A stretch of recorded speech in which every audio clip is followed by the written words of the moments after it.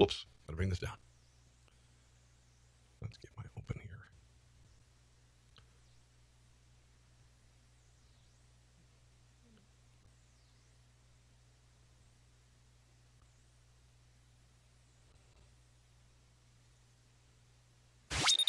It's the Rob Carson Show. Are you ready to be podsmacked? Now, here's Rob Carson. All right, so podsmacked was the best thing I could come up with. You know, when I originally came on, I was going to call myself the Podfather. And then I realized that there are at least 50 people in the country who want to call themselves the Podfather. So I had to come up with something. I said, oh, you want to get podsmacked. Welcome to the show. Darla Jaye, hello, welcome. Hi, Rob Carson. How are you? I'm great. This is very cool to finally meet you. Here, let me see if I can get myself on my camera here. There we go. Welcome. It's nice to have you on. Have you been on a broadcast media since you left KMBZ? I have not. I've not been on the air except for a couple of phone calls and a couple of interviews for the sheriff's office since I left. Gotcha. And now that is where you've been, is at the sheriff's office. Since when, by the way? And I know you're no longer there. Johnson County Sheriff's Office, I started the middle of last March. Okay.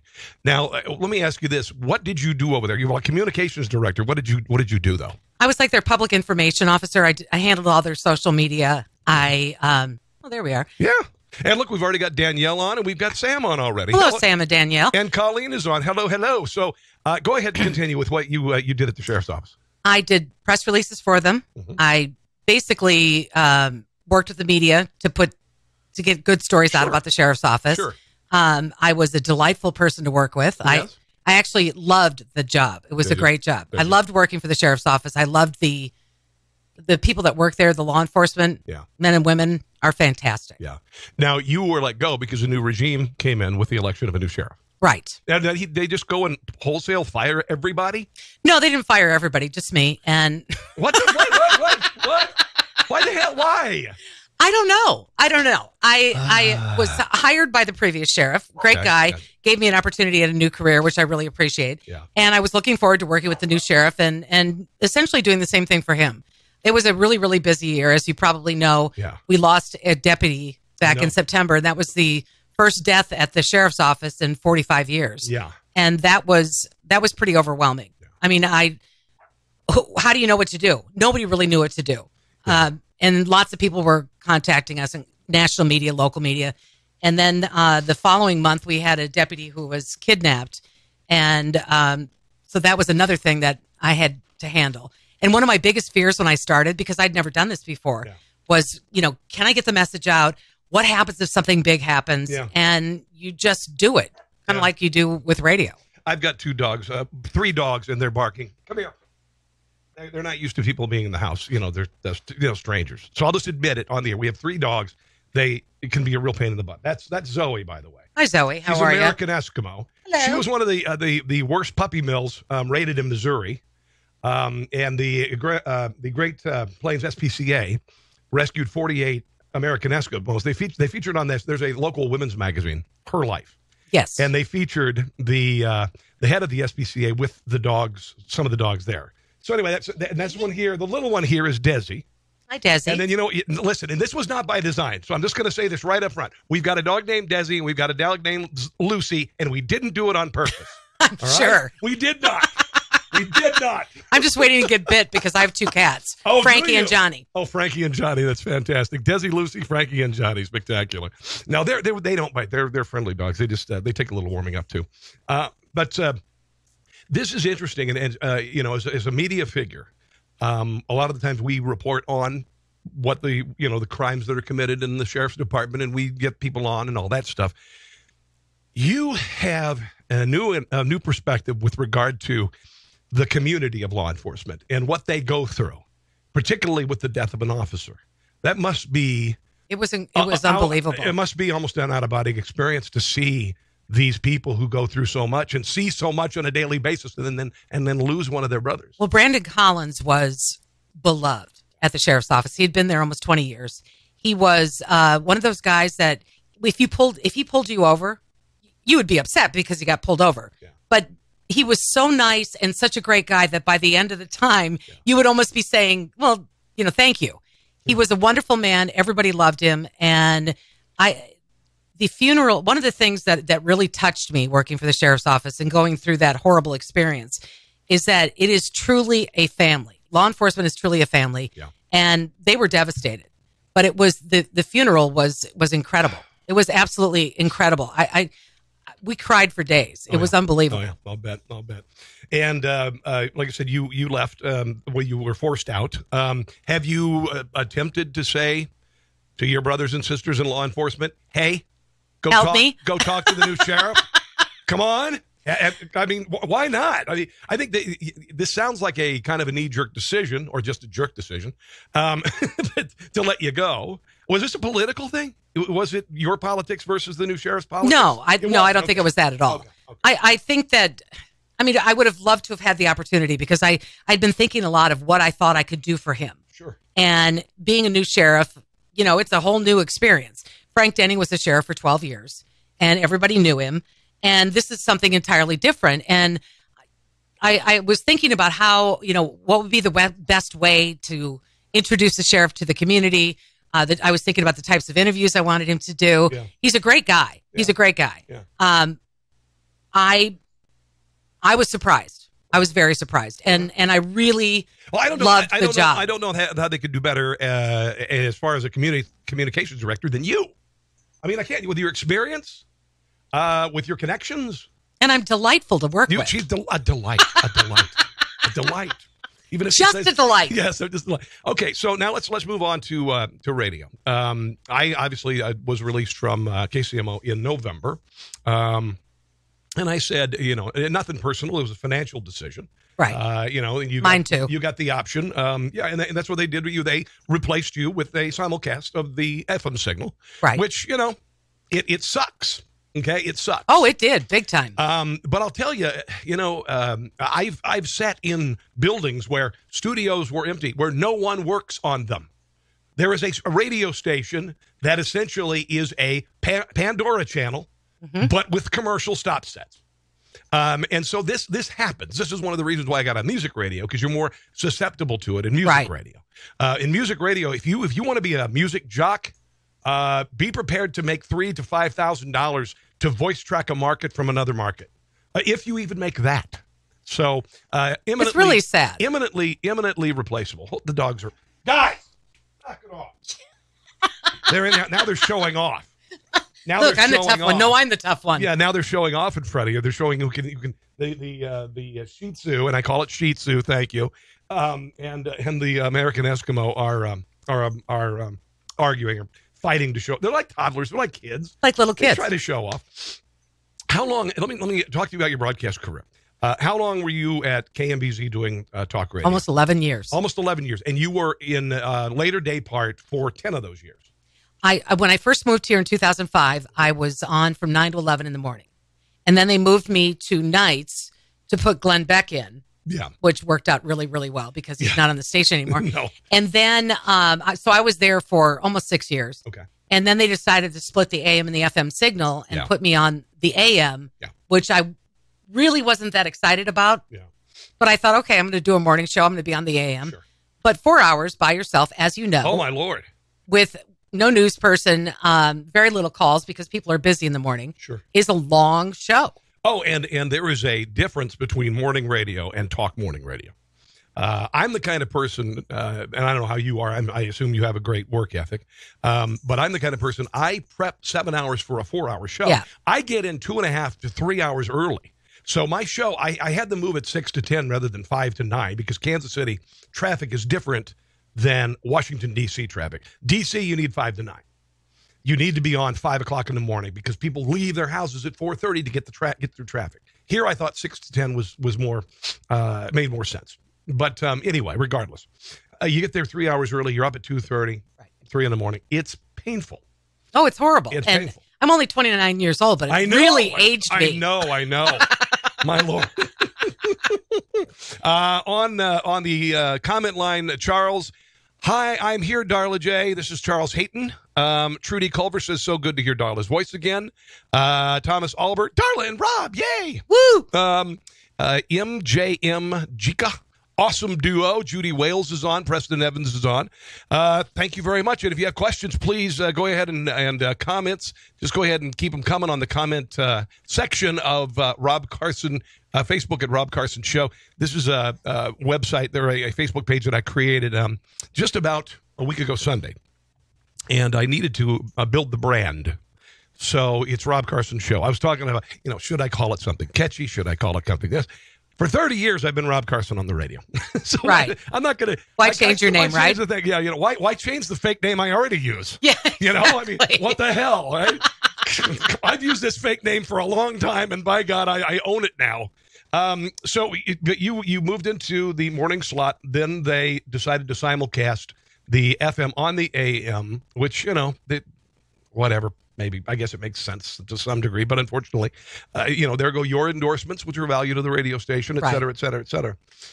So you leave the radio station, and the way things are, particularly if you've been in a place as long as you have, you won't be able to be on the radio anywhere else for a while. You've got generally a 6 month no compete, and that sucks because.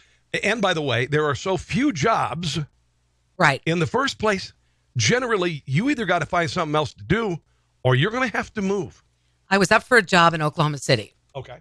And it was an afternoon show. And I thought about it long and hard. And I thought, I've been here 11 years. That's a long time in radio. Sure. I have friends. It feels like a family here. I love Kansas City. And I really didn't want to move. But the problem for me was, what do I do then? All I know how to do is talk. So that, fortunately for me, the sheriff got a hold of me and we had a conversation and he said, do you think that you could do this? And I'm like, I have no idea. Yeah. I have no idea. And I can't tell you how scared I was when I first started. Really? Oh, petrified. Well, for me, I left, like I said, in November. And I was up. My son is very popular in school and he's doing very well. Reconnection successful. We have a little buffering. When you do a little longer broadcast, you occasionally get a video buffer. Let's see. Awesome duo. Okay. It says, oh no, we lost you. No, we're back. Judy says, I've been out, but it's good to hear Darla again. Good deal. Keep the comments coming. But I don't want to move. And if I did end up moving to Chicago or to LA, I would move by myself. And I would come back a week, a month until my kids. I have friends that have done that, and it's been incredibly difficult. It is incredibly difficult, but you got to do what you got to do.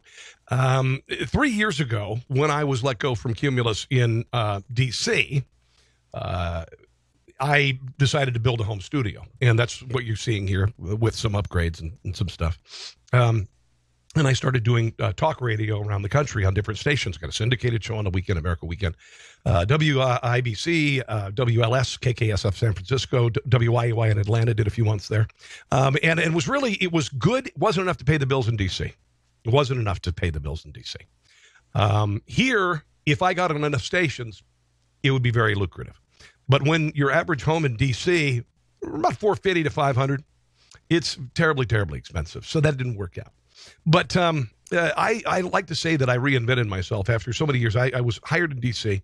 at WRQX, where I was supposed to eventually take over morning drive. That never happened, but I stayed in afternoon drive for 9 years, started doing talk radio. And after a while, I realized that if your station plays the same music as 4 other stations in the market, there's a crossover like Katy Perry, Lady Gaga, what's the difference? Exactly. It's the person behind the microphone, but the person behind the microphone is being told, play 12 songs an hour and shut your mouth. You know what they want to hear is 12 songs an hour. 12 songs an hour. And less talk. Yes. No connection, by the way. No connection at all. One of my mantras is connection is important as content. It is. And when you have and you're seeing connection here today. You're seeing the people who have not heard you on the microphone for a couple of years now. Like Gwen here, love you, Darla, exclamation point. That's the connection that you made with people over the years here in Kansas City. I was in rock radio for years. Yeah. I grew up in Minneapolis, where you once worked. KS95, yeah. And my first job was in Lafayette, Indiana. Yeah. And then I moved from downtown Minneapolis to a cornfield. Then I was in Grand Rapids, Michigan for 8 years. Gotcha. Then I went to Cleveland, Ohio Then I went back to Minneapolis. Then I went to San Francisco. Wow. Then I went to Detroit. And then I said, I don't want to work on one more morning show where not only does the program director and the general manager have a control over my career, but also the guy I'm working with. Yeah. So I wanted to get into talk radio. And I heard over and over again, nobody likes to listen to a woman do talk radio. Nice. And so the only guy that would hire me was in Huntsville, Alabama, Gotcha. at a station called WVNN. Yeah. And that's where Sean Hannity got his start. And it was a $75,000 pay cut. Wow. And I took the job. Yeah. And then I called my parents and said, I know I'm old, but could you help me? And I was there for 2.5 years, and I came here. Yeah. Well, I took from 2012 to 2013 a 95% pay cut. I was doing very well in DC, making pretty good money for the position I had. They were paying me way too much to work on the radio station. And the reason is because but you never tell them that. They wanted me for insurance for the morning show. If the morning show, somebody left or whatever, they wanted me there. Right. So I could step in. Never happened. So, and then I was, I was told by some people I could take over Sean Hannity's spot on the talker. Never happened. And I was let go. And then I just realized, there's really no future in music radio. I think that unless you are a personality, an established personality, they're going to give you the ability to be a strong personality in music radio. Great. If you're just playing tunes, Right. you are that last cashier before the automated cashiers are right over here. You're that last one still going beep, beep, beep. That's it. Right. That's the way it is. You ever thought about doing anything else? No. Wait a minute. I hear the sheriff's department is hiring. Yeah, as a matter of fact, God. there's an opening over there, and I think that I could recommend you. No. Although, No. I couldn't. I don't think I could work for the government. Government moves too slow for me. well, I had always said, all these years I've bitched about the government. Now I'm working for them. Yeah, I know. And the other thing I thought to myself was, radio is not the most stable business to get into. Yeah. And so if I go and get this job at the sheriff's office, it'll be really, really stable. Yeah. And it was until it wasn't. Well, I think rather than go through the difficulty of finding somebody new, the sheriff needs to reconsider putting you back on the staff. Maybe his move was a little too hasty. So if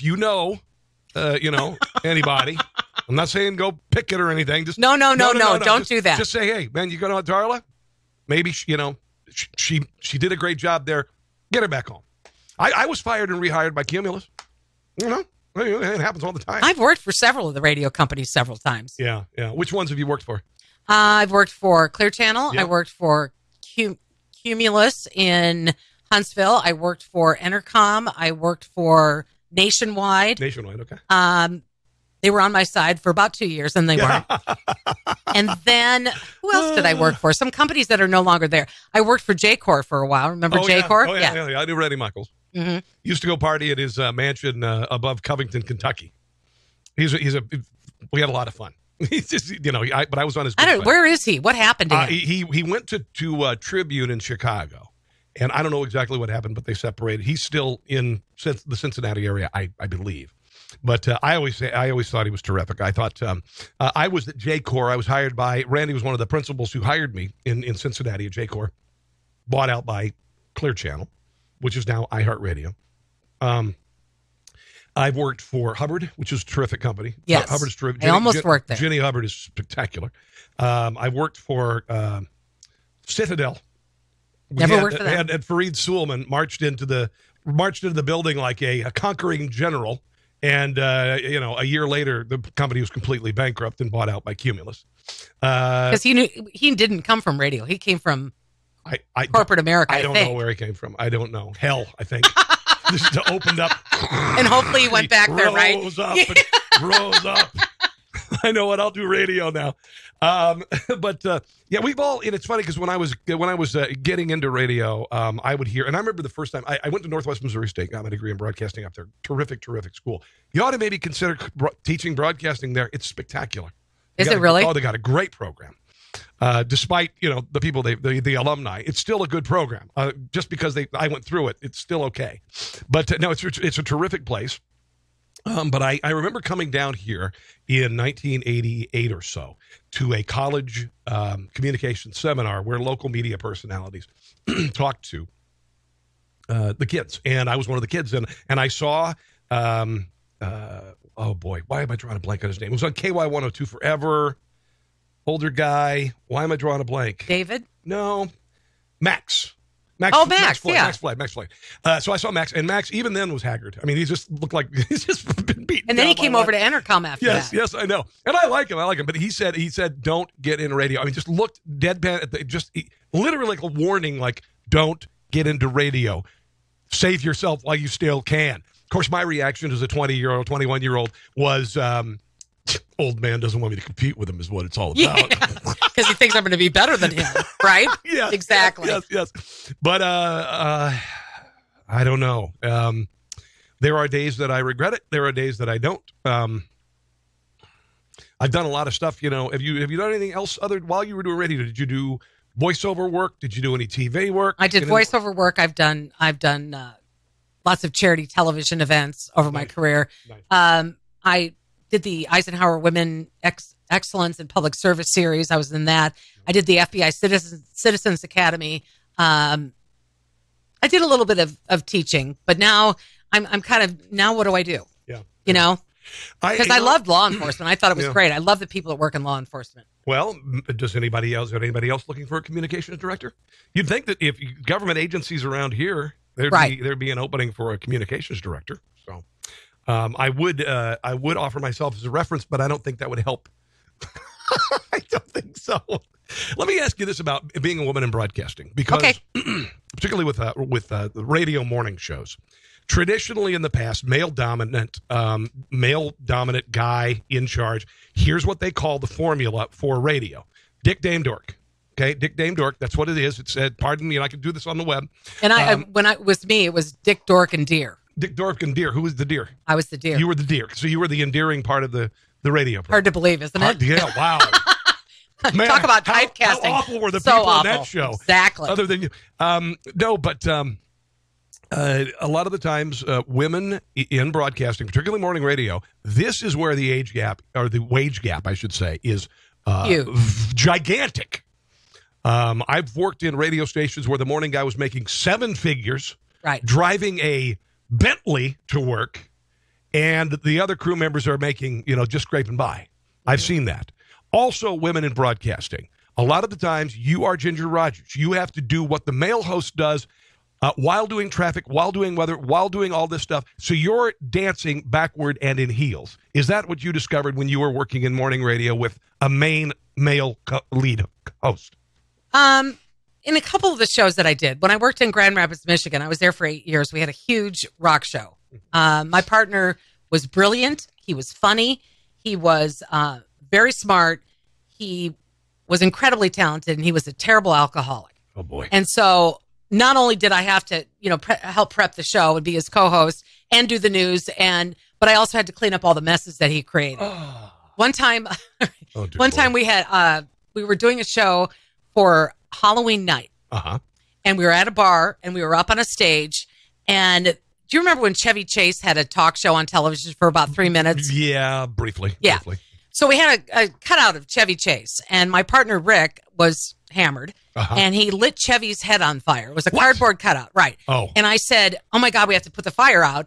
And all these people are standing below us. And so he went and he grabbed a fire extinguisher, and he put Chevy's head out.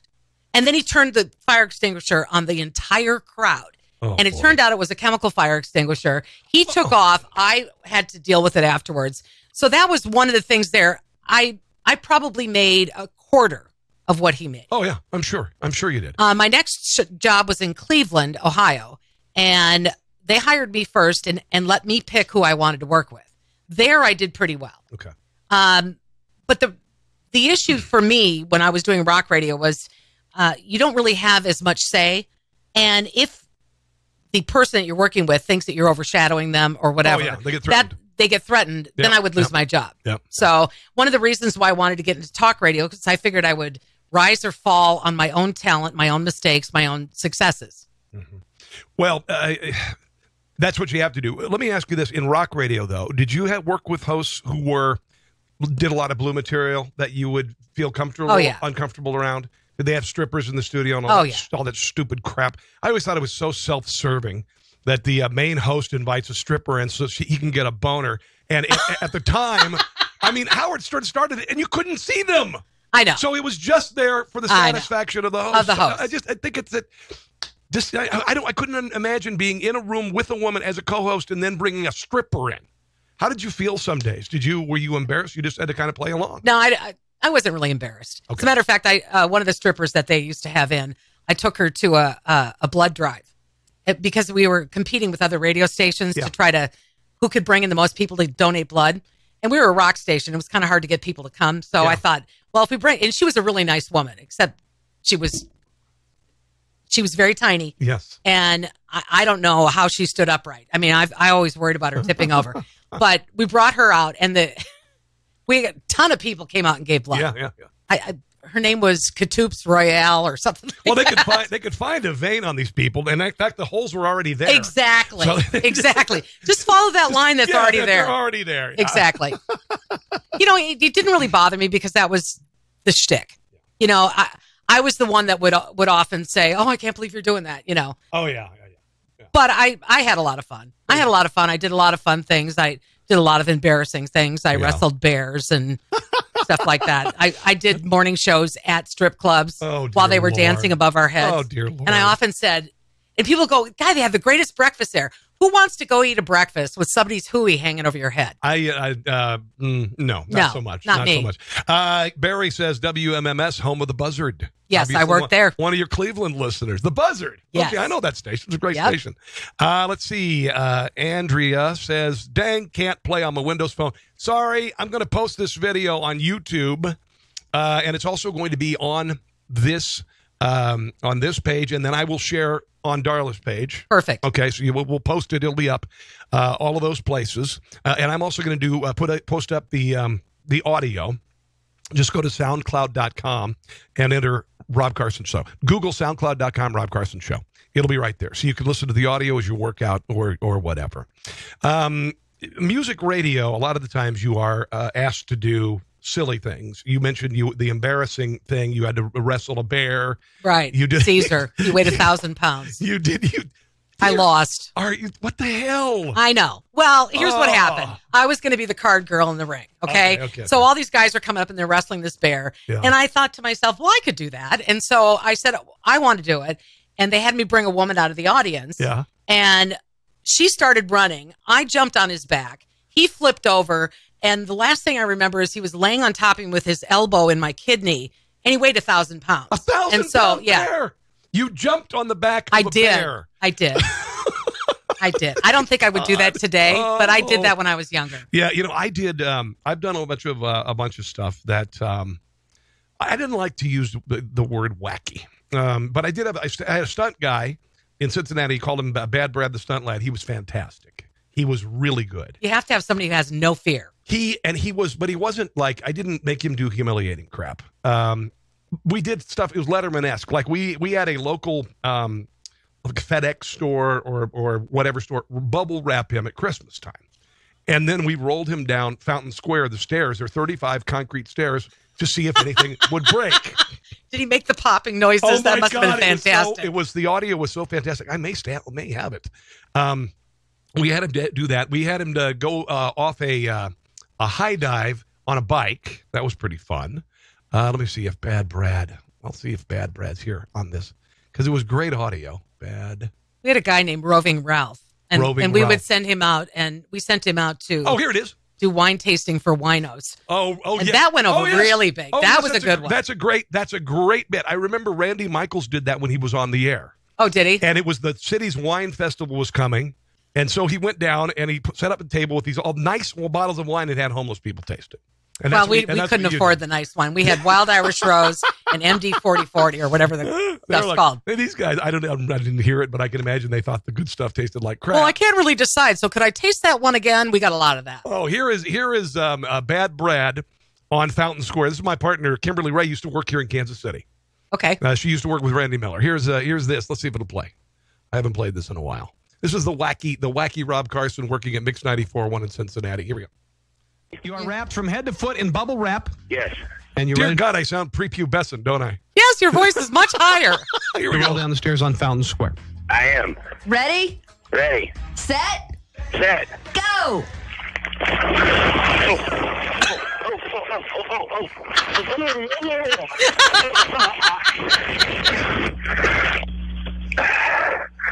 I'm alive. Yes! And the phone still works. That was just stupid. I mean, just so stupid, but funny. Would be much bigger now with viral video, obviously. Of course. You'd have to put it on video. We had one time we wanted to see how far a lawnmower would go, a push mower would go on one tank of gas. So we sent him out to I-70 in the median to mow it. And I think he made it about 1.25 miles. People were honking, slowing down traffic. Police were walking by going, "You're not going to make it very far." They didn't haul him in. They thought it was funny. Just did a bunch of stuff like that. That's the fun thing. Music radio is it's interactive. Right. The listeners are passionate and they show up in droves. That's a real positive. It is. It is. Talk radios, it's a different audience. They're more sedate. They're more mature. Mm-hmm. Although the show I did at KCMO was none of those things. So, because I tried to bring the best conventions of music radio, smart morning music radio. There's not a lot of it out there, by the way. Not a lot of smart morning music radio, and the best conventions of talk. Why the hell not? Why the hell not? So, what did you like talk radio better? Oh yeah, absolutely, 100%. It's so much fun. 100%. The thing is, talk radio is a glorious gift because you can go in, and I never was told what to talk about. Right. I was given free range to do whatever I wanted to do on the show, and it was it's a magnificent opportunity. It really is. It doesn't get any better because I spent 9 years back announcing Lady Gaga and acting like I gave a crap about what Shia LaBeouf was doing. Here's that song we just played 54 minutes ago. Coming around again. You may recall I played this song at this time 3 days this week. Yes. You know, that kind of thing. So it was very liberating to do talk radio. This is interesting because Darla don't need no dang co-host. Thank you there, Danielle. Yes, but like I said on my Facebook page, he has the equipment, he has the talent, he has the charm, he has the camera, and I just showed up. As a matter of fact, I couldn't find his house. I'm like texting him, "I'm here, but where are you?" Okay, I'm not gonna tell you this number of the street that I live on, but I will tell you it's the same. It's the intersection of the same street. So if I lived on 121st and 121st. That's the idiocy of this neighborhood. He says, "Look for the white dog." So I'm looking, and I see no animals anywhere. I swear I'm almost there. I promise. Sam says, "Great bit. What happened to Kimberly?" Kimberly has been in Rochester, New York for since she was let go in 2002 from my show in Cincinnati. So she's been out there. She's been doing a classic rock show since then. Wow. She's a real talent. She's a very fun person. She had worked with someone in the past who I won't mention, but his name sounds like Sandy Filler. And apparently a little difficult to work with. And she one day, when he called her a liar on air, said, "Screw you, I'm out of here." So when I met her, it was like meeting someone who had been in solitary confinement for a dozen years. It was like, you're trying to, you're not going to berate me on the air. You're not going to be a jerk to me on the air. You're going to let me be a co-host on the air. It was kind of like that. It was you know what? I mean, let's face it. If you wouldn't be in media, in particular radio, if you didn't think that you were talented, okay? But the problem is that some people can't appreciate their own talent and also appreciate somebody else's. Yeah. And can't look at it like, all right, this person's helping me shine instead of getting in my sunlight. Yeah. Well, the thing is, that used to be the way of the world in radio, and it is in some markets. It still is. There are still the dominant male character the show is named after, and it's his show. And I've heard it from people who I've seen at radio stations I've been at, where he would literally say, "Okay, I'm going to need some laughter on this. Turn the microphone on." And I was never one to, if you're going to make someone laugh, you have to make them laugh. They are not, you cannot have people just react to make you look good. But that was the way of the world for a very long time in radio. I worked with somebody in San Francisco who you might know his name. Okay. True Don Blue. Oh, yeah. Yeah. So it took forever to get the job. Okay. I was unemployed for several months. I sold all my furniture because I was running out of money. I moved all the way out to San Francisco, and they wanted me to liven up the show because its ratings weren't that good. Yeah. They had me on the air when they auditioned me for the 3 or 4 days, and I was myself. Loud laugh, big mouth, the whole bit. Oh, that's great. That's going to be great. And when I got there 2 days later, they all went on vacation. It was at Christmas time, and left me on the air by myself. Wow. And it was a hot AC or hot adult contemporary, which is kind of targeted towards women. That's what I did. That was the format I almost exclusively did my entire music career. Okay. So I said, well, what do I do? You know, what kind of stuff do you want me to talk about? Just figure it out. So the program director left, the news person left, he left. They were gone for a week. And by the time they got back, people were complaining about me. The program director took me in his office and he played me all these horrible voicemails. She is so obnoxious, and I can't believe you put her on the air. And why is she there? And you better not be getting rid of Renee, who did the news, on and on. And so every day he would read me emails or play me phone messages of the people that hated me. And so then it was, well, you don't need to be on every segment with us. And you need to be softer. You need to be sweeter. You need to be more like a soccer mom. Yeah. And I'm thinking, why didn't you hire a soccer mom? Yeah, thank you. I'm about the farthest thing from a soccer mom as you could find. Yeah. Not that there's anything wrong with soccer moms. Yeah. You're more of an MMA mom. Yeah, exactly. Seth says, good to see Darla. Linda says, he says, your handicap on KC Radio was Jared. He hijacked your show. Jared is one of the funniest people I ever knew. Very talented guy. Oh my God. It was a difficult marriage because I allowed him for the first time to be a major part of the show. And sometimes it was, there were times it's like, whose show is it, Jared? Whose show is it? But I tell you what, and I would love to work with him again. I really would. And I'd love to work with him in a podcast because you could uncensor a podcast. I haven't done that, Darla. You can say anything you want on the podcast. Although I did talk about the Women's March in D.C. on Saturday. And I used some profanity. Did you? Because it was, what did you think of the Women's March and Madonna on stage and what's her name? Ashley Judd on stage. What did you think of the Women's March? Well, here's the thing. Yes. I have some friends who probably are watching right now who said, this is for all women. No, it's not for all women. No, it's not. It's not for all women. No. And Madonna, talk about an old hooey. Yeah. Madonna, what happened to her fake English accent, by the way? Oh, yeah, you know how she had that for several years? Yeah. But she didn't have that when she was threatening to blow up the White House. And so nothing happens to her. I think it's great that all of those women showed up. It was amazing that they all got together. I think that they maybe had sincerely held beliefs. Sure. However, it was the day after the inauguration. And they're talking about how all their rights are going to be taken away. And, we're not going to be able to do this. He hasn't done anything yet. No. If all of those women had marched to the polls and voted, then he wouldn't be president right now. Yeah. So it's on them. Well, and this was a talk radio buzzword. It was a Soros funded event. Of course it was. There were 50 organizations there, left of center. There was no focused message.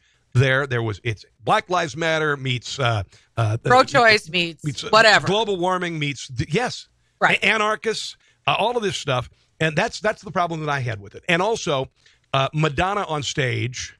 You got here's a commercial. I just played this. This is more visual, but the Free Beacon decided to put together a montage of censored speeches at the Women's March. It's the video. Hillary Clinton had a video, a commercial, and it was a bunch of kids watching television, little kids watching TV, and it was all Donald Trump talking about, Rosie O'Donnell is fat, she's so ugly, and all that. So they decided to run that audio with the Women's March and basically say, really, is this what you want your kids to watch? Here it is. This horrific moment of darkness to wake us the up. They saved my ass and some other parts too. And our Ain't for grabbing. This song is dedicated to the new DT in the White House. Okay, I got a little feedback from the podcast, a little delay there. But anyway, I was embarrassed for them. I was embarrassed for Ashley Judd, although I don't think she is embarrassable to herself. She made a fool of herself. By the way, she's a nasty woman. Nasty woman. What a buffoon. What a buffoon. And she read this idiotic this tome written by a 19-year-old kid. And I'm sorry, she's obviously, this is how young people write. They're bombastic. They're over the top. She compared Donald Trump's toupee to Hitler's mustache. It was absolutely absurd. And that it has gotten so much traction and is so revered by magazines like Cosmo and Vogue is really pretty sickening. It's really pretty sickening. And all the P words and all that. Right. And the hats. And the hats. I mean, come on. And here's my question about Madonna. Yeah. All these women are wearing these pink hats. Yes. Right? Okay. Yes. And Madonna's was black. Yes. And I couldn't help but think to myself, how bad do you have to be before it turns black? That's one of the things that went through my mind over and over and over again. It's about to fall off. I'm thinking, right. Jeez. Yeah, I thought, I don't know. Where were the marches when Bill Clinton was banging an intern in the White House? Where were the marches when these women stepped forward and said, you molested me in a hotel room. You forced yourself on me. Right. In Paula Jones' case, you paid me off. And that's the thing I hate about the hypocrisy of the feminist movement. And it's because it's about, I'd say 30% of the women, it represents maybe 30% of the women in the country. This march did not represent women who are pro-life. The pro-life people were excluded from the march. Right. One group of young kids decided to jump in the march with their banner, which was anti-abortion. This guy tried to light it on a fire. Another guy shoved a couple people. So it wasn't an inclusive march. It was a leftist organized march. These are, Donald Trump got caught saying something that guys talk about 12 years ago. Yeah. I have talked as a man, who'd you bang last night, or whatever, right. When I was in my 20s. Sure. You talk about I wasn't big on sharing my conquests because I didn't have any. Yeah. Yeah, I sure banged her good. Yeah. That girl. That one girl. What's her name? I can't remember. Oh, yeah. I was so... Man, I'm awesome. Yeah. Woo! Just I got the biggest. Just sneaked out that next morning there. Yeah. But he got caught saying something very rude, and he shouldn't have been saying as a 59-year-old or 50-something-year-old man. You should know better, particularly as a man with daughters. Right. I thought it was 60. However, he was taped illegally. The person who kept that mic rolling and rolled tape should be fired. He should have been fired. But they're a hero. But they're a hero. Yeah, because they taped it, they sat on it, and they waited until the November or whatever or October to replace. Here's what I'll say about Donald Trump. Does he say things that I just cringe at? Absolutely. Absolutely. Has he done things? He's been a showman his whole life. So there was endless material to use. Yes. Now, if the worst thing that he's ever said was from 12 years ago, where he's trying to impress Billy Bush in a bus and probably never did any of the things that he said, people would say to me, well, why doesn't that upset you? Because it doesn't affect me. It doesn't affect me. And I think the things that Hillary Clinton has done throughout her political career are much worse than locker room talk in a bus with a guy named Billy Bush. Yeah. Yeah. MC Sally, LOL, Darla. Deanna Henry, hello, Darla, dear. Colleen says, right on point. It was a little difficult to take the women's march. Where did that go? I got all these comments coming through, and I'm trying to get to them. It's not scrolling. I won't be able to read that one. Let me go here. Yeah, I lost it. I'm sorry. I'm kind of new at this, and I don't know how to scroll up and down on the messages. But keep them coming. I'll get them as you said. Try to keep them not so verbose. Keep them fairly short, if you wouldn't mind. Also, will you do me a favor and share this? It is Rob Carson Show on Facebook. Share it. I'm trying to make a go of this. And I also want to tell you that if you need a studio, you are welcome to use my studio. That is Okay. very nice of you. I didn't say for free. Oh, well, yeah. So if my mother is watching, Mama Jay, she's probably, I have to tell you, Yes, thank you very yes, much, because yes. my mother lives in Venice, Florida. Okay. And I only, unfortunately, because of finances and new jobs and all of that, only got to see her once last year. Uh-huh. So if she's watching right now, no, Mom, see, I'm okay. Yeah. Well, Chubby, but okay. here's the thing. When I was let go in Washington, D.C., I had done some talk radio on WMAL, but I didn't do it full time. For 2 years, I was trying to convince people you could do talk radio. And for 2 years, I had people say, you can't come from music radio and do talk radio. I got that too. Let me just say to those people, you're full of SHIT.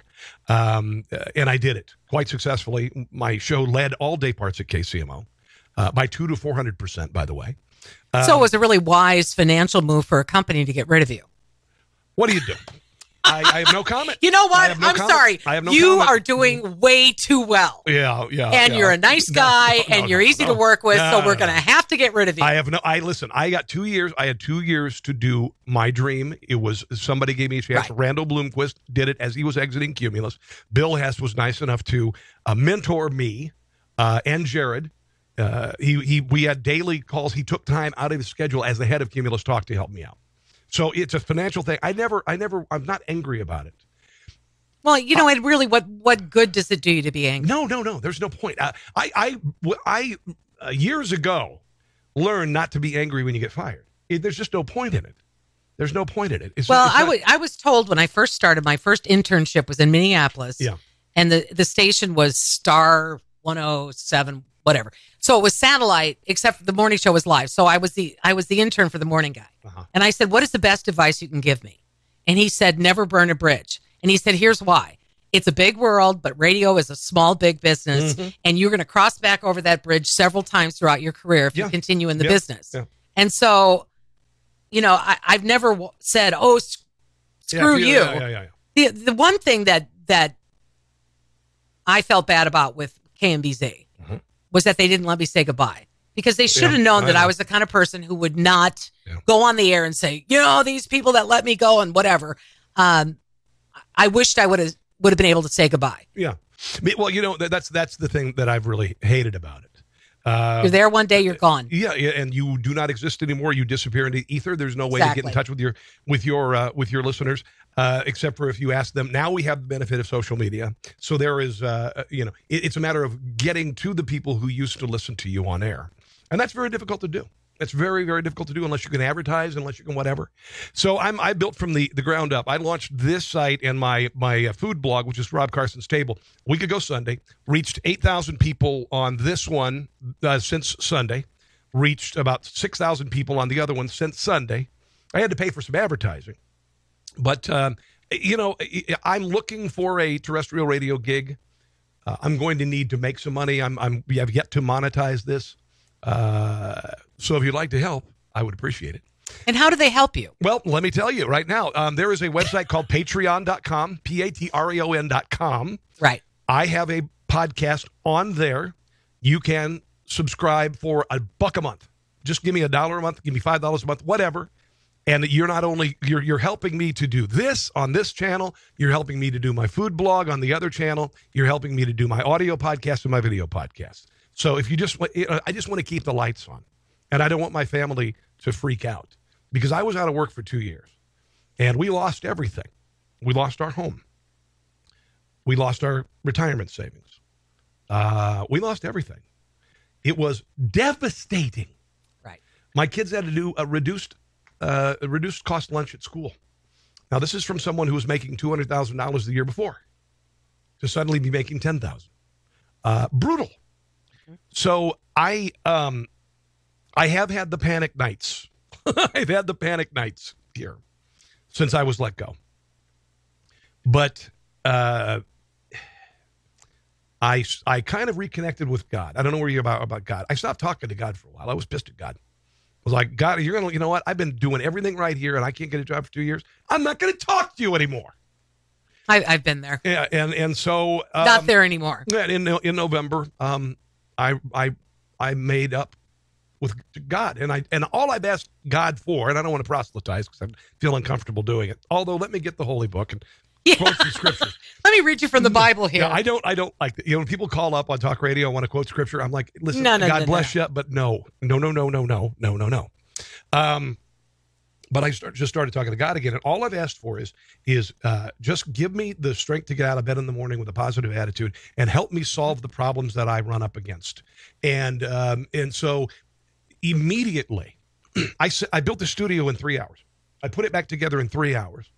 And in the span of about 2 months, learned how to broadcast live on Facebook with 2 cameras and light it and broadcast all over the country. I've been at WLS and TMJ and KMOX. I'm on KMOX Friday night. All of that, and I know that it happened because he's helped me out. He, she, whatever God is. I think so. I think it's a he. I think so. I don't know. Maybe. Well, I've had those conversations myself. I said to my mother when they let me go at the sheriff's office, I said I've tried to do the right thing my whole life. Yeah. I think I'm a good person. I'm kind to people. Yeah. I try not to talk bad about people. I try to help other people. I figure if you get blessings in your life, you should give them back. But I can't figure out why people who try to do the good thing and the right thing all the time are the ones that end up getting the wrong thing when it comes to their careers or decisions that are made that are out of their control. Yeah. Well, there are some people who can be complete, what's the word I'm looking for? Butt wipes. Dickweeds in radio. and I'm not kidding. And they could go on forever and ever and ever. It really doesn't pay to be nice. No, well, that's the unfortunate thing. It doesn't really pay to be nice. In the last couple of radio gigs I've had, I would bring food in every Monday. If I cooked on the weekend, I would bring in racks of ribs. Speaking of food. All of this, yes. Here you're the food guy. You're the foodie. Yes. What? No food? I'll make you an espresso. Okay. I started Weight Watchers. I hear you. Stress eating for the last year. Stress drinking, stress eating, the whole deal. The whole thing. The whole deal. And the thing is when you're trying to lose weight and you're out of work and it just doesn't work well, does it? 5:30 rolls around and the box of Franzia starts calling your name, and then by 8:30 you're like, screw it, I'm having a sandwich, and you go to bed. 5 minutes after eating the frickin' sandwich, of course you're going to. And then at 2:00 in the morning, I wake up and I can't go back to sleep, so I got to eat again. Yeah, right. I know. Somebody says here, if you could boost the high EQ on your voice, it would make it easier for us older folks with frequency hearing damage to hear you. I'm sorry, I can't do much. It says, nice to hear you, though, Darla. Listen, on my show, being hard of hearing is a good thing. Chetta says, there's the laugh. I love it. Denny's, okay, let's see. Where's the green room for Darla? Hashtag Darla Snacks. Hi, Darla. Good to hear your voice again on the airwaves. Here's the answer to the God question. He's not done with you yet. That's what I think. Yeah, and I think that for both of us. Yeah. I think so. And because I've seen the end of the earth. I've seen the abyss, and it's not pretty, is it? I can't fall into it, man. I cannot fall into it. Well, and the thing is that it is so easy. Mm-hmm. I say to myself, okay, if I'm having a really bad day, I allow myself a pity party, I call it, for one day. Yeah. Because there's some days when you don't know what you're going to do next. And I know that every human being has been through this, whether it's for a job or a relationship or whatever, where you don't know what you're going to do next, where you just can't get up. I know. And you just want to stand under the covers, except I have 2 cats who will stand on my face. Yeah. One of them will actually sit on my face with his butt if I don't get up and feed him. So, you got to get up, you got to take a shower, you got to get dressed, and you got to do something. I had a pity party yesterday. Did you? I did. I had a pity party yesterday. Got up, took the kids to school because I can now, and I like it, actually.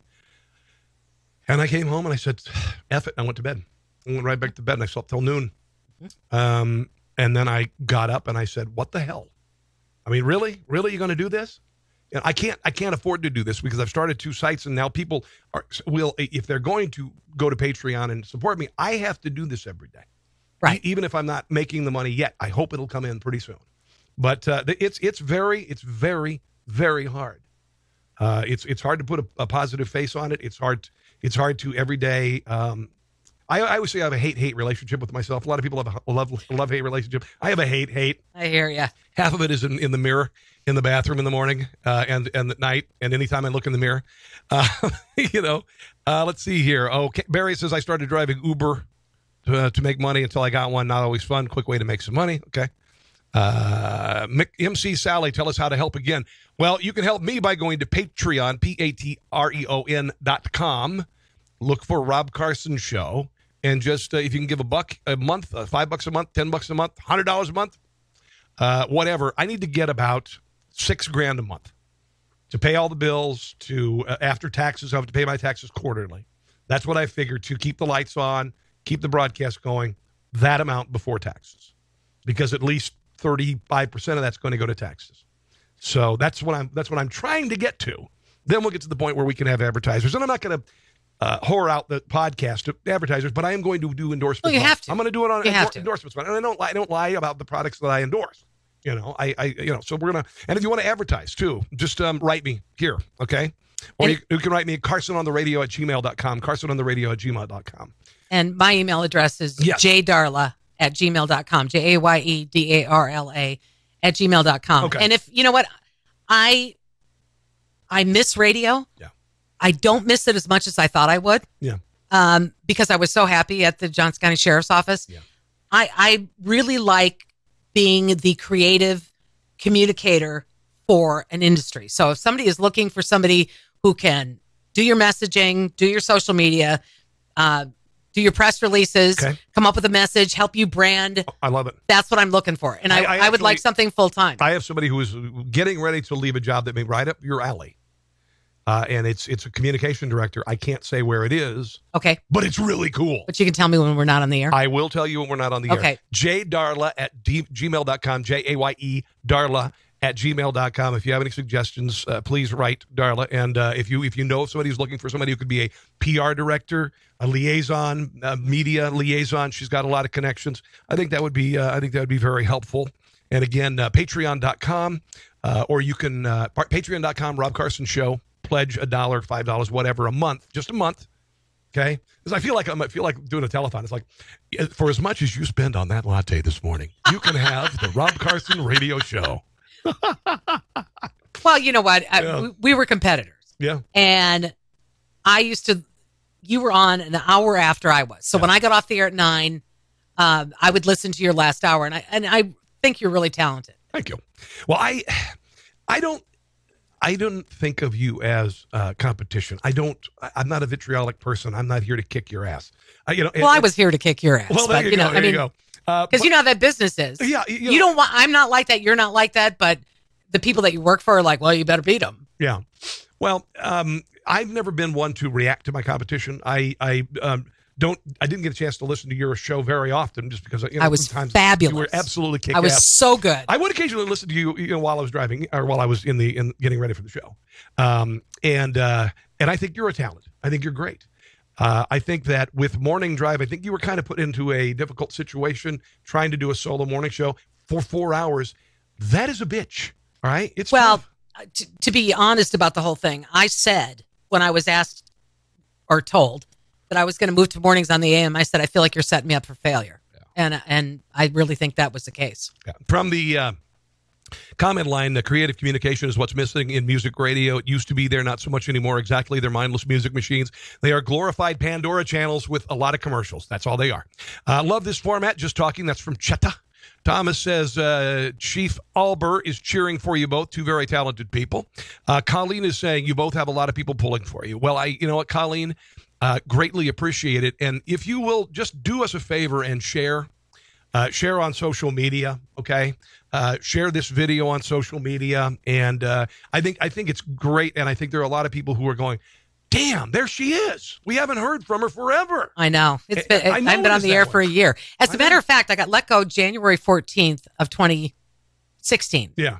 And I got let go from the sheriff's office January 12th of 2017. And I'm thinking to myself that next year I am going to stay in bed for the entire month of January, just to be safe. All right. Let's talk a little current events here. Just a little current events here. We've got Donald Trump in office. I'll be honest, he wasn't my choice but I said I would vote for the Republican nominee. It was funny because I was the kiss of death for every single candidate. I started off with Scott Walker. I moved down down to the. I did not ever support Lindsey Graham or. Oh my God! Please, thank you. Or Jeb Bush. Are you out of your nut? Like they the worst candidate ever. I don't care if your last name is Bush. I mean, Bush has not been good for a lot of people. Look at Billy Bush. George W. Bush at the inauguration with fighting with the plastic. That was my favorite thing of the whole inauguration. Who the hubris to think that you are popular enough to run for president? It's like that doofus McMullen in Utah. He had about as much cred running for president as I would say. But look at how much attention he got just because he was running against Donald Trump. And because he's a Mormon and Glenn Beck was behind him. Let's be honest about it. Yeah, Glenn Beck was all over it. Well, look at how well Glenn Beck did for Ted Cruz. Yeah. Well, I moved down the list, Ted Cruz, Marco Rubio, and then finally the last man standing was Donald Trump, and I supported him.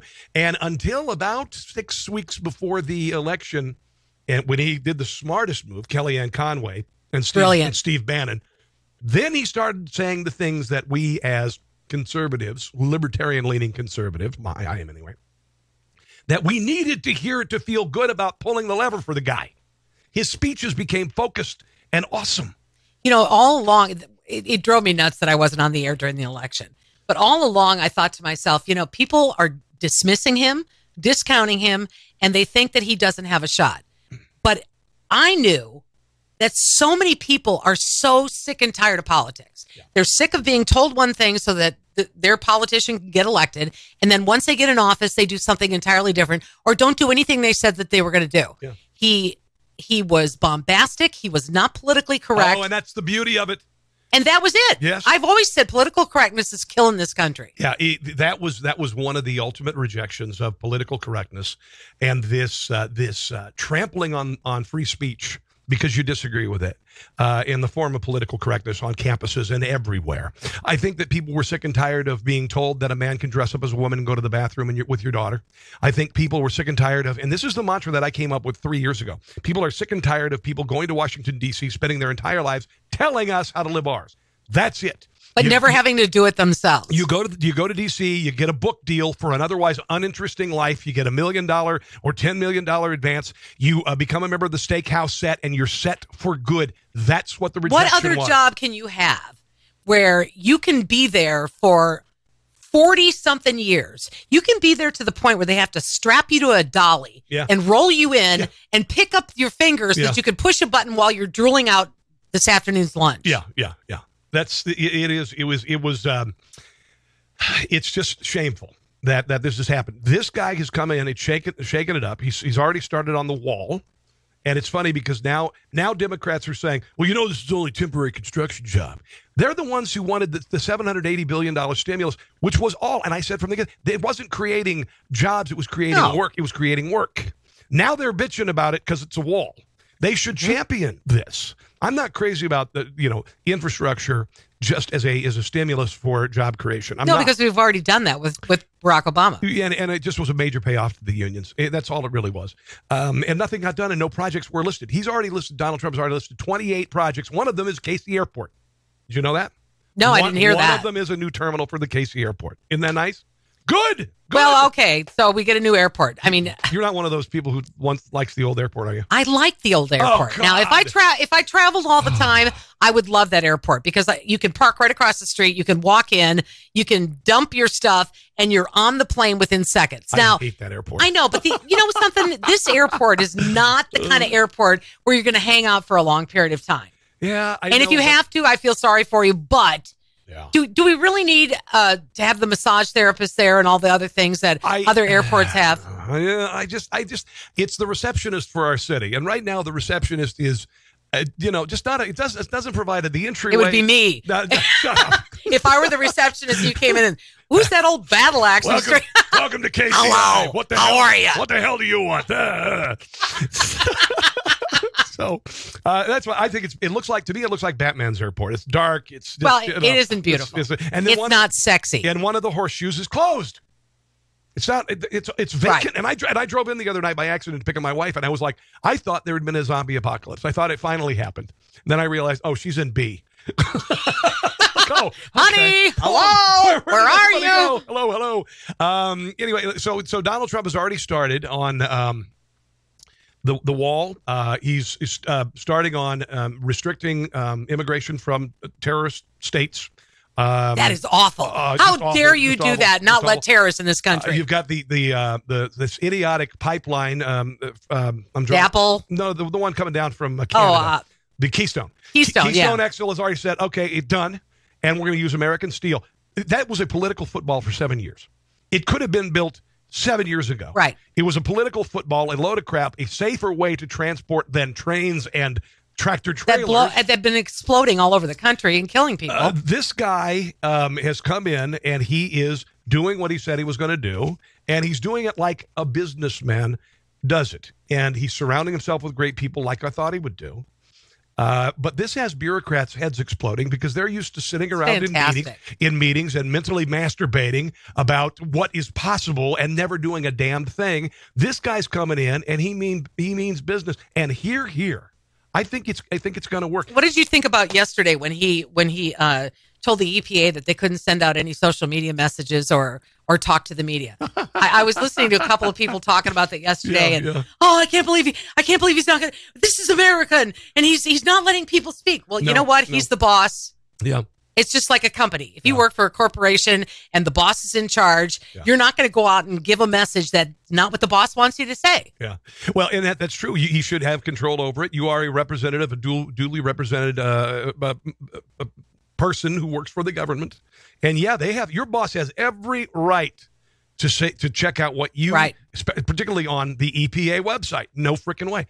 He is freezing federal employee hiring with the exception of the military. Did you see there was a poll, and we all know how great polls are, but it says something like 26% of the people that work for the federal government are saying, I'm going to quit. Yeah. Well, making America great again right there, right? Go. And it's interesting because none of them are quitting. However, I had heard they're freaked out about the hiring freeze because federal employees feel like now we've got to do all these jobs where there are open positions and we have to do the work of more work with less. Yeah, welcome to frickin' radio. Welcome to the welcome sector. to life. Welcome to the private sector that has had to keep their employees down under 50 employees or their hours at 29. So they wouldn't have to face this healthcare mandate. Exactly. Welcome to the rest of us having to do 2 jobs. That's what's been happening. I heard that 30% of the federal employees in 2 years will be eligible for retirement anyway. So freeze it for 2 years and let them retire. Done is done is done. And it's time that government has been. Federal employees make 70% more than the average employee. And you know what? Before and people are going to say, "Oh, you're just picking on Barack Obama," but before President Obama, that was not the case. But then we started bringing people in who are making $150,000 a year, $200,000 a year, and salaries in the real world have not gone up for 8-10 years. Yeah. They've been stagnant flat. for a long time. They've been flat. And what about the peso going up? Did you see that today? No, the peso's worth a lot more. So he's making Mexico great again too. Yeah, and it's time, honestly, that Mexico became introspective. And I've said this about Mexico and other Central and South American countries. You really should be introspective when you're bleeding your most valuable resource into another country, your people. Right. And maybe instead of having socialists come to our country and try to make our country more like theirs, how about you try to make your country more like the United States? I'm sick and tired of us being bitch slapped by the third world. We are. And we have been. And I love it.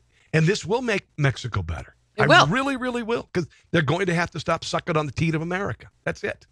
Did you see there's a study out that I just read about today that 2.8 million non-citizens voted in 2008 elections. This is according to Electoral Studies Journal at Old Dominion University. I don't doubt this at all, and I think it was worse in 2012. Did you see how people's heads exploded though? Yes. When President Trump talked about how he's going to do an investigation into the people that voted that were illegal. Yeah. That were here in the country illegally. Yeah. And we've heard screaming for 8 years now. Oh, nobody votes. That's illegal. That's just not true. Yeah.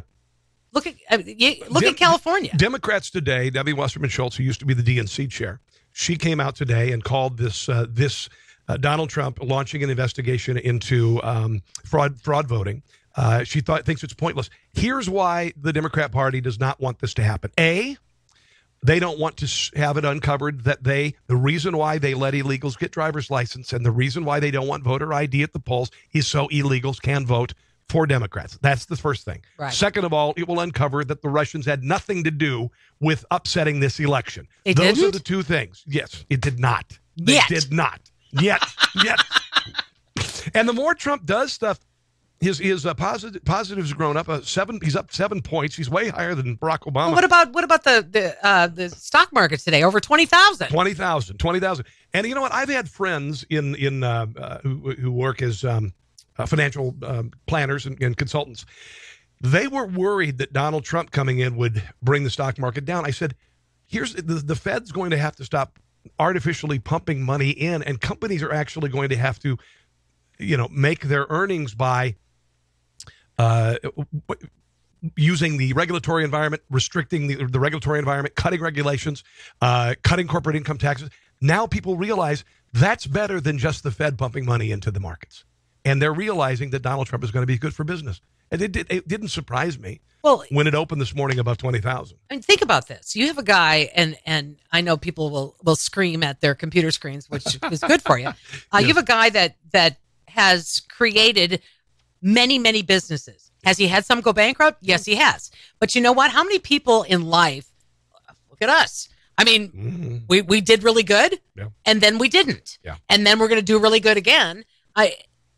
He's a businessman. Yeah. And a lot of the people that he's hiring to run the government are businessmen. I don't care if they're millionaires. You know what? Someday I would like to say, oh, you know what? I have way too much money. I just don't know what to do with all of it. Donald Trump has used bankruptcy and bankruptcy laws and tax laws, which they call loopholes. They're not loopholes. They're the law. Right. To his advantage. He's used bankruptcy as a tool. All right. And you know what? If we had a lot of money, we would do the same thing. Hell yeah. Hopefully we will someday. A lot of people have shared. Chetta shared the page. Thank you. God bless you, Rob. You too. Colleen, thank you for sharing. Share as much as you can on as many pages as you can, if you would, please. And I want to remind you again, if you want to write Darla, it is J Darla, JAYEDARLA @gmail.com. Looking for my next communications specialist opportunity. Well, like I said, at Johnson County Sheriff's Office, they have an opening and they have an ideal candidate already who they just let go. So maybe somebody, if you know any police officers or any people there, maybe they might reconsider. Who knows? If not, whatever. And again, if you'd like to support me, just go to patreon.com, Rob Carson Show. I have a question for you. Yes. Your dog Yes. is sound asleep. Yeah. And I'm a little concerned that if your dog is sound asleep, that maybe you think it's us. No, the dog's liberal. That's why. Oh, the dog's I can't listen anymore. The dog is a liberal. Just a couple more things before we say goodbye. Did you see all the rigmarole of what's her name, Megyn Kelly on Fox, and how she could have got $100 million contract, and that she's going to NBC. Did you see that Tucker Carlson has doubled her ratings? Kicking her butt. Oh my God! I got to tell you, towards the end of it, I really had my fill of Megyn Kelly. I used to really like her, and do I think that she was wrong going after Donald Trump? No, I don't. Yeah. Do I think the way she did it was wrong? Yeah, I do. And then she, instead of being just tough and smart and everything, she became imbued with her own self-importance. That's the problem. That's what I thought. And that's when I kind of got tired of it. That's when she just kind of was like, okay, I'm kind of done. Go to NBC. See you later. I don't think it was a wise move for her. I don't think so either. And how many people have tried to do a talk show during the day that has failed? Well, NBC is known for it. Yeah, exactly. They are known for it. NBC, Katie Couric, they tried it with her. Who was the other one that followed Katie on the Today Show? I don't remember. Oh, I can't think of her name. Anyway, they don't have a good history with regard to that. Okay, so listen, I'm looking for my show close right now. This is what you do. See, I've got all these files in front of me, and I've got a show close that I play at the end of the show, and I'm just going to try and find that real quick. I could sing or something. No, dear God, please. I used to be good, not so much anymore. Listen, it's been a pleasure having Thank you you. on. I would like to, if you have the chance, to have you back on again sometime. I would love to do that. Maybe be even a regular contributor. I think it'd be fun. I think it'd be a lot of fun. Who knows? I think that today the viewership is huge. Almost 600 people today have checked it out. After we sign off here, it's going to go through the ceiling. It's going to go through the ceiling because people can't watch it work. Right. You guys are going to be sharing it. Again, I would encourage you to share it with your friends, and we will definitely make this a regular thing. As long I wish you enormous success. Well, you are a you. fine man. Well, thank you. Well, at least this kept you sober until what? Until 2:15 today. That's the positive. And thing. I took a shower. So that's always a good thing. Me too. I was in workout clothes. It was half an hour before you got here, and so it'll keep you sober at least. And maybe we should do one, after a couple glasses of wine. Then it could get really good. Then I definitely think we should do that. Let's the next one we do. Let's do it towards the early evening, like 6-ish. And boxed wine with a straw. Box wine, baby. I got a big old box of Franzia in there. Nothing wrong with it. Nothing wrong with Franzia. Nothing wrong with Franzia. Or $2 Chuck, man. But hell yeah. Well, those bottles are so small. I know. And nobody drinks 750 milliliters. Then we moved into the buck fives. They call them a 1.5. That's what they call them. Moved it. That wasn't big enough. You got to go to the box that has 35 glasses of wine. The 55-gallon drum of wine. It's really just, yeah. Well, we'll do it again. Again, Thank you. jdarla@gmail.com. CarsonOnTheRadio@gmail.com. And again, patreon.com. Rob Carson Show if you want to help me out financially. Keep this thing going. In the meantime, God bless, Darla. God bless you. Good luck. Thank you. And we'll do this again soon. See ya. Thanks for listening to The Rob Carson Show. Friend him on Facebook at Carson Show, on Twitter at Rob Carson, and on Instagram. I think Facebook and Twitter are enough for now. We'll see you soon. Okay.